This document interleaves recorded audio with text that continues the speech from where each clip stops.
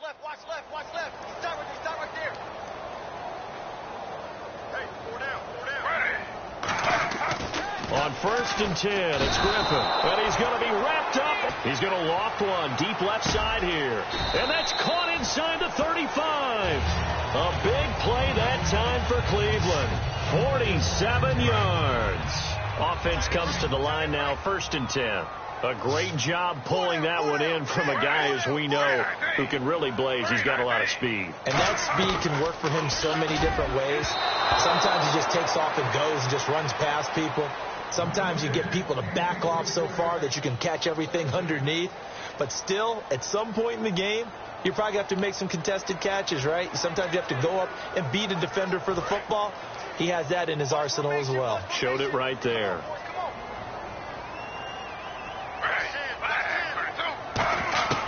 Second and 10 now. Griffin. And Barnidge has it on the right side. And he's able to get it down to the 25-yard line. So the offensive unit called the TO. And now we are ready to resume play. So completion on 2nd down. That brings up 3rd. They'll come out in the pistol. 3rd and 2. Now Griffin. Looking for Barnidge, and it's intercepted. A great read, and it's picked off. And they're going to take over right there at the 22-yard line. And that's a great example of ball skills right there, partner. You and I do a lot of games, and I can't tell you how many guys look to run with the football before they've intercepted it. So that's a nice job of focusing on the task at hand and coming away with the interception. Throwing is Stafford. He's going to fire one deep, middle of the field. And it pops for... They have about 5 or 6 plays per game that they call shot plays or big plays, and you don't get many opportunities to dial them up, and they just did, and they drop it with a great chance to make a big play. That's going to hurt. He's going to rifle one deep left side, and he can't quite intercept it. Zone coverage, free safety was there. Couldn't come up with it, and now it's 4th down. Oh, man, that was close. The opportunity to change momentum, big play, right in his hands, unable to come down with it. A sigh of relief, no doubt, on offense if that fell harmlessly to the ground. The offense is not leaving the field. They're going to stay out and go for it on 4th and 3. Stafford now to throw. Dancing to his left. And he connects with Ebron. And he brings this up to the 46. Good enough for the first. Now whistles come in. We're going to get a timeout here by the offense. So that means they're down to 1 remaining here as we head toward halftime. On 1st down, Stafford here. Flushed out right. Now he's going to throw it back deep over the middle.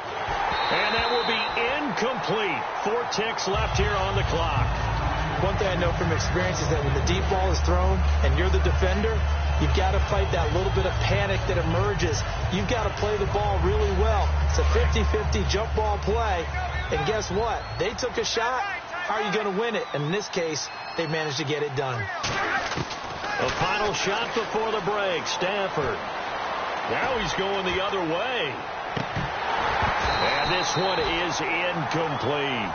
So we reach halftime in what's been a fairly one-sided game so far. As we send you down to our EA Sports Studios in Orlando, where we find our man Larry Ridley with our halftime report. Thanks, Brandon, and welcome to the EA Halftime Report.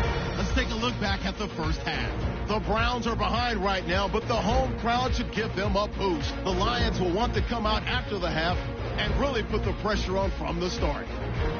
All right, let's get it going. Here's the first half highlights. Now 1st and 10, Stafford's going to complete. Hey, you. Yeah, you. John, why'd you skip Larry's halftime? I'm just kidding. I don't know who you are. But if you're John, then you're pretty freaked out for a second. All right, let's get to the 3rd quarter.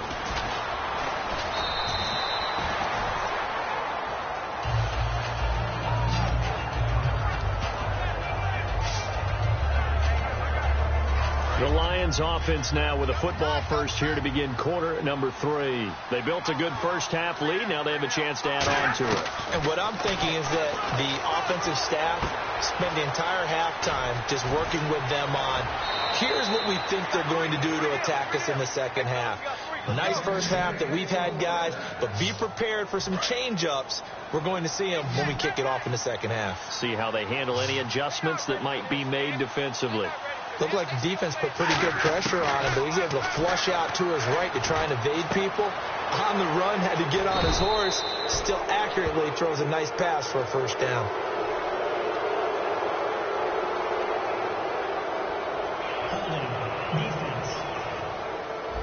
And you, as a former defender, should know that the referees are watching this closely, defensive holding. They watch it awfully closely. I sure wish they'd let it be 5.5 yards like they do for the offensive guys, but in this case, they were strict with the rule. Now it's Stafford. Ebron with it over the middle. 15 yards through the air and a first down.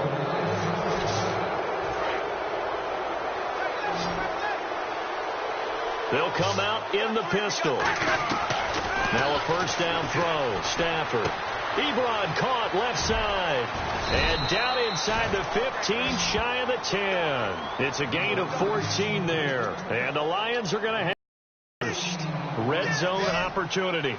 Now, coaches always harp on the quarterback reading the DDI because quarterbacks want the ball in their hands. And this is caught by Pettigrew for a Lion touchdown. Brandon Pettigrew. A 12-yard touchdown grab. And the Lions are able to grow their lead. That's almost just not right. You cover everybody, but those tight ends, they can be awfully reliable. Very reliable. The defense just has to hate those guys. This drives them crazy because oftentimes you can't match up with them. They have you either with size, speed, or maybe even just strength. That's fielded in the end zone. And no run back here. This will be a touchback, and it comes out to the 25-yard line. Now we take a glance at the offense as they work their way back out for their first possession of the second half. They trail offense, first time to touch the ball in quarter 3, and we'll see what they can do. And I can't wait to see what they have planned, because some teams script to start a half. Other teams just go, okay, these are the sequence of plays we want to run. These things worked well for us. And sometimes they throw in that big chunk play right away. Shocker. Try and get after them early and try and create a big play to give themselves some momentum. See what they have up their sleeve. The reception good for 7. It's third down. So here we go, a third down after the second down pass completion. Again, we'll see the pistol here. On third down, Griffin. And incomplete. The contact made the ball roam free and brings up fourth down. Here's Andy Lee now. He's been one of their few bright spots so far. After watching him drop that slant, I can hear my old coach's voice ringing in my ears right now. You can't run with the ball until you catch it. Trying to get those rack yards before he secured it. Now it's Tate. Officially, that'll go as a 52-yard punt. Not too shabby. And possession will switch hands, first and 10. And Detroit getting set to go now. And that last drive, a long drive, but not just that. They had a great air attack going. Do they stick with that? I would think that they would, because if they were confident enough to do it on the last drive, starting backed up in their own territory, why would you change anything? They've got to be confident about what they're presenting and continue to do so. Yeah, because the secondary, they really look clueless. And that was amazing because that drive went and went, no adjustments, and no big plays by the defense to knock the ball away. Finds Roberts left side. The completion good for 3, and it's second down. And they're going to speed things up here.